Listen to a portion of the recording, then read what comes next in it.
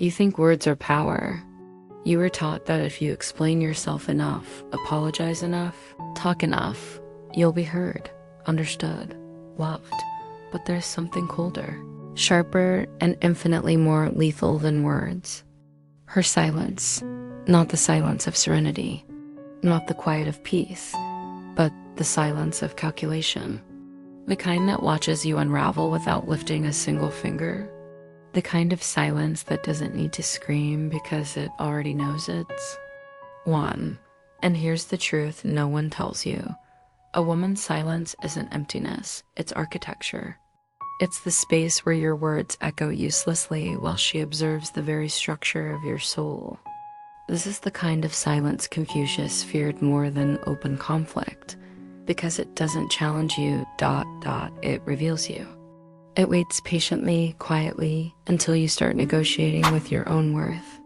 Until you ask questions like, did I do something wrong? Why is she pulling away? How can I fix this? And right there in that panic, that need to close the gap, you lose your power, not because she said something, but because she didn't. Confucius once said, the superior man is modest in his speech, but exceeds in his actions. But today, most men do the opposite. They overtalk, they overshare, they beg to be seen, and they don't realize that in the economy of power, silence is not passive, it's strategic. This video isn't about women, it's about you. About the man who loses himself in noise every time she closes her mouth. About the man who doesn't realize that if her silence breaks you, it wasn't her weapon, it was your weakness. And so the question is simple. Can you sit in the silence without trying to fix it? Or will you, like most, destroy yourself, trying to be heard? Welcome to Philosophizing. Let's begin. You've been conditioned to believe that communication is always the solution, that if there's a problem, you talk it out. If she's distant, you ask. If something feels off, you open your heart. Because vulnerability, they said, is strength.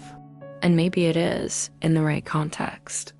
But most men never learned where that context ends and where the trap begins. Let's be clear, most men don't talk because they're strong. They talk because they're afraid. Afraid of being misunderstood. Afraid of being disliked. Afraid of being alone. So they try to fix the dissonance with words. They explain. They confess. They negotiate. But what they don't realize is that every extra word becomes a thread she pulls to unravel their authority. Confucius understood this dynamic long before modern psychology ever gave it a name.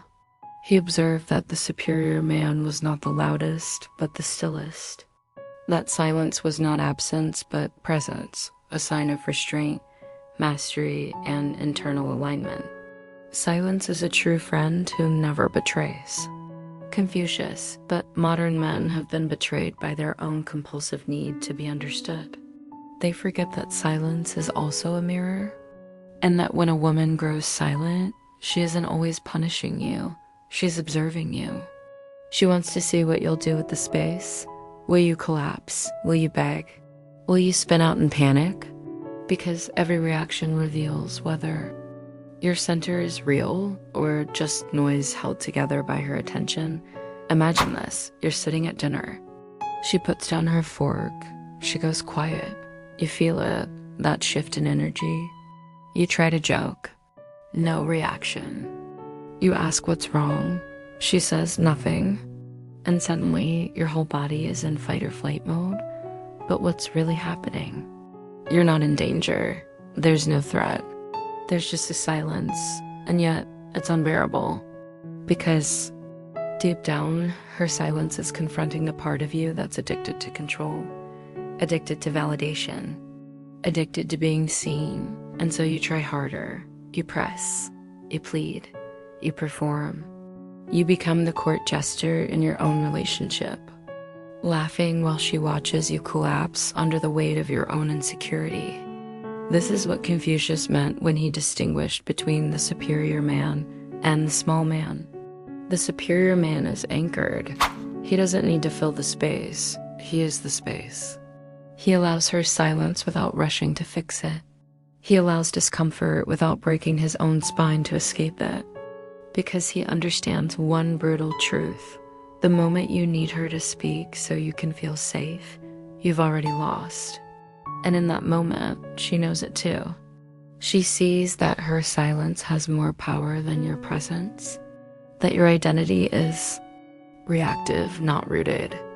That you're not leading, you're following the emotional cues she hasn't even spoken. Now she doesn't need to argue. She doesn't need to explain. She can just sit in silence and watch you destroy your own position. That's the brilliance of feminine power. It doesn't always fight you. It waits for your collapse. And this isn't a condemnation of women. This is a call to men. Because if her silence makes you tremble, then you are not yet sovereign. You are still looking outward for your center, still outsourcing your peace, still asking the world to hold together what only you can build from within. The man who cannot sit in silence without losing his mind is not a man yet. He is still a boy in search of mother. And as long as you keep speaking to prove your worth, you will keep being ruled by those who don't need to say a word. Let's move deeper, because the next block will show you how centuries of philosophy, from Freud to Foucault, have exposed the psychological roots of this dynamic, and why most men unconsciously hand over their power the moment a woman withdraws. You think silence means absence. You think silence is nothing. But silence is a container, a blade concealed in soft cloth. It's where power hides, while you reveal everything.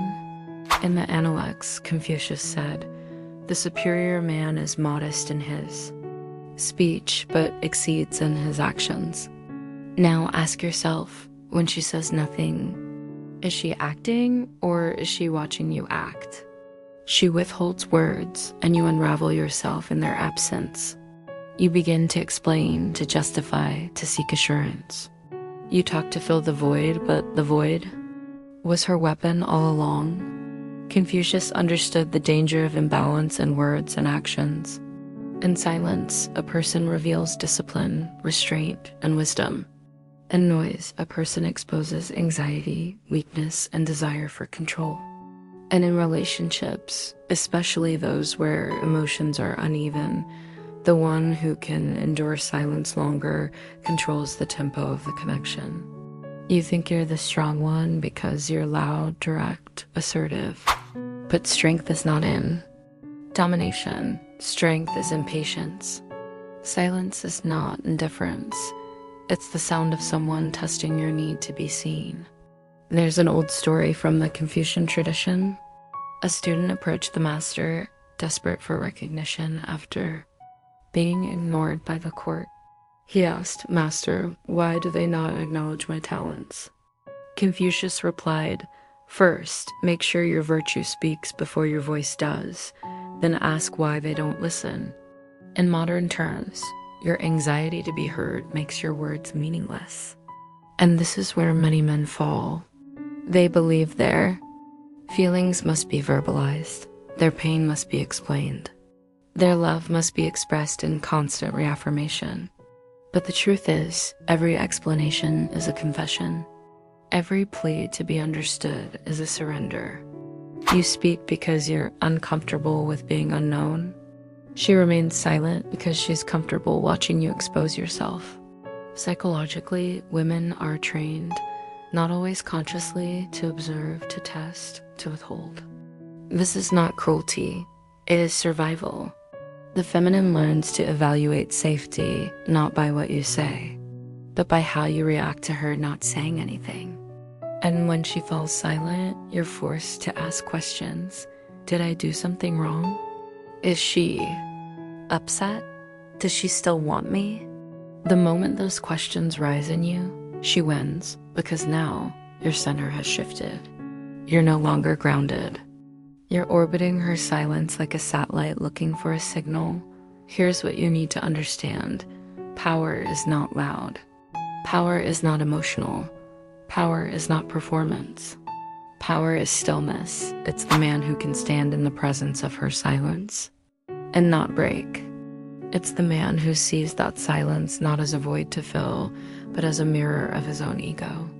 Confucius believed that the superior man cultivates inner harmony before he acts outwardly. He said, "When anger arises, think of the consequences." Modern men don't think. They text, they call, they argue. They pour emotion into the void, hoping it will echo back affirmation. But it doesn't. It never does. Because what she's watching is not your words. It's your need for resolution, your need to fix, your need to be understood. And in that need, she sees the child, not the man. Now step back and ask yourself, what would happen if next time you didn't chase the silence? What if you met her gaze with no reaction? What if her silence landed in a man too sovereign to beg for clarity? That's the game changer. She will either speak or break, but you stay rooted, because silence, when mastered, becomes the gravity in the room. It becomes your armor. It becomes your test. And most importantly, it becomes the echo chamber of your self-respect. You stand in the shadow of her silence. It cuts deeper than any blade, more profound than any scream. It is a void that pulls at your core, forcing you to confront the raw, naked truth of powerlessness. Confucius warned that silence is not absence. It is a weapon quiet and visible, yet infinitely lethal. She wields it like a master swordsman, shaping the battle without a word. Why does her silence unsettle you so deeply? Because it strips away your defenses, your rehearsed lines, your desperate attempts to control the narrative. In that silence, you are exposed not as the conqueror you imagined yourself to be, but as the uncertain, fragmented man who craves recognition, approval, connection. It is the collapse of the ego's fortress. Nietzsche once said, "He who fights with monsters should look to it that he himself does not become a monster." But what happens when the monster is your own need to fill the silence? When the fight is internal, between your desire for dominance and the aching vulnerability beneath?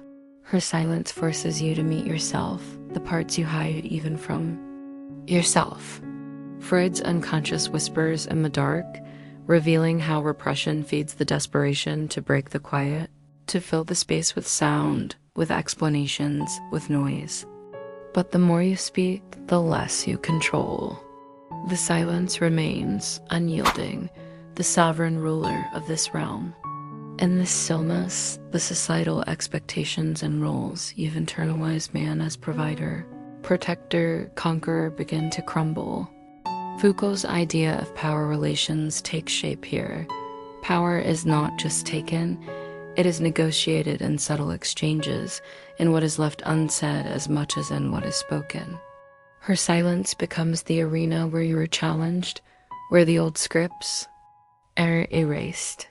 You recall moments of submission masked as conversation, times you tried to decode her silence, mistaking it for weakness or indecision. But silence is now void. It is charged with meaning, with the power of the other. Simone de Beauvoir's insight pierces through. To be seen, to be acknowledged by the other is both a privilege and a trap. Her silence is her refusal to be owned, to be defined by your narrative. This silence demands a reckoning.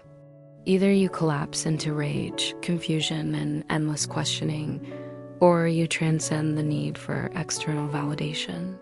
This is the existential cost of remaining reactive, the slow death of autonomy. And power. Bataille's concept of transgression whispers here. True freedom is found beyond the limits of control and understanding, in embracing the unknown and the unknowable. In this moment of rupture, you glimpse a different path, the abyss where rebirth is possible. The silence is not your enemy, but the threshold. To master her silence is to master yourself. It is to rise beyond the herd mentality, beyond the compulsive chatter of the insecure masculine ego. You are alone with the silence, but not defeated. The old masks fall away. You begin to embody a new sovereignty, a quiet power that does not demand to be heard but commands presence. The sword may strike, but silence endures. Her silence, more dangerous than any weapon, becomes the forge where you temper your will. This is the collapse that precedes transformation. The moment when weakness turns into strength, when absence speaks louder than presence, when silence becomes the language of mastery. You have faced the void of her silence and emerged, not broken, but reborn. The silence that once felt like a trap, a noose tightening around your throat, now hums with a profound energy, a force that flows from within you, untouchable and sovereign. This is the birth of the Bermensch in the shadow of her quiet. Nietzsche's call to self-overcoming echoes in your bones. One must still have chaos in oneself to give birth to a dancing star. Her silence was chaos, a challenge thrown down in the arena of power, but you have danced with it, mastered its rhythm, and transformed it into strength. No longer do you speak to fill space, you hold the space. No longer do you seek her approval, you become the approval. The power you wield is not loud or brash. It is calm, calculated, uncheckable.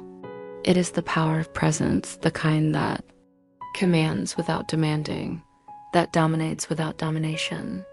Foucault taught us that power is everywhere, diffused in subtle exchanges, but you have learned to embody it as an internal sovereignty. The gaze no longer unsettles you because you have become the gaze. Simone de Beauvoir's insight into the other's gaze loses its sting. You are no longer caught in the web of dependency or need for recognition. Her silence is no longer a weapon against you, but a testament to her own sovereignty, and your respect for it frees you both. The masculine ideal is not to conquer or possess, but to transcend and coexist with power in all its forms. You sense the erotic tension Bataille described, the dance between transgression and taboo, between desire and destruction. Her silence teases, challenges, and invites you to step beyond the known limits of control. You do not flinch. Instead, you lean into the edge, knowing that true power is born from embracing uncertainty and paradox. Her silence becomes your mirror, reflecting not your fears, but your potential. Freud's shadow lingers still, the unconscious drives, the primal urges, but you no longer react like a puppet. You observe, understand, and choose. Desire becomes mastery, repression becomes channeling, chaos becomes order. In this transformation, you have become the man who needs no validation, no explanation, no apology. You are the calm eye in the storm, the silent sword that strikes without warning. You are the sovereign self, standing tall in the ruins of expectation and falsehood. Confucius's wisdom reverberates. The silence more dangerous than the sword is not an absence but a presence, a power beyond noise, beyond reaction, beyond the herd. You embody that power now. You walk alone, but never lonely. Your silence speaks volumes. It commands respect, invokes awe, and asserts dominion without uttering a single word. This is not just survival. This is transcendence. This is the new masculine dawn, where strength is quiet, presence is power, and silence is the ultimate conquest. If this message stirred something raw and unspoken inside you, something that refuses to be silenced, don't let it fade into the noise. The world demands your voice, but true power lies in mastering the silence within. Like, share and subscribe to join a brotherhood that no longer bows to emotional chaos or the illusions of approval. We are building a generation of men who walk in calm sovereignty, who understand that her silence is not a threat but a test, and who answer with the quiet strength of the Bermensch. If you are ready to rise above dependency, to wield your presence like a sword sharper than words, then this is your calling. Support the mission through the link below, so this message reaches those still trapped in the cycle of noise and reaction. We don't explain. We don't beg. We don't apologize for existing. We walk to be free. If you are one of them, I will see you in the next video.